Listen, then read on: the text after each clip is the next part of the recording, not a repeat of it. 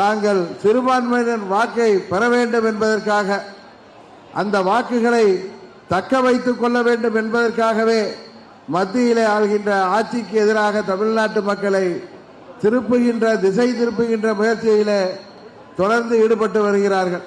அது மும்மொழி கொள்கையாக இருக்கட்டும், சிறுபான்மைக்கு எதிரான எந்த ஒரு திட்டத்தையும், குறிப்பாக தமிழ்நாட்டிலே வாழ்கின்ற மக்களுக்கு எதிராக எந்த ஒரு சட்டத்தையும் திட்டத்தையும் பாரதிய ஜனதா கட்சி கொண்டு வரவில்லை என்பதை அனைவரும் உணர்ந்து வருகிறார்கள்.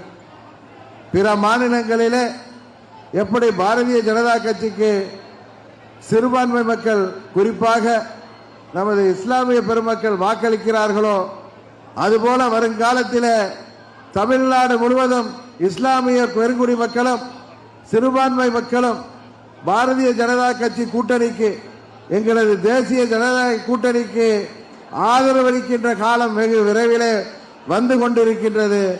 26 சட்டமன்ற பொதுத் தேர்தல் ஒரு திருப்பு முனையாக அமையும். அதிலே தேசிய ஜனநாயக கூட்டணி மாபெரும் வெற்றி பெற்று அனைத்து மக்களுக்குமான ஒரு மக்களாட்சியை தமிழ்நாட்டிலே உறுதியாக தருவோம் என்று இந்த நேரத்தில் சொல்லிக்கொண்டு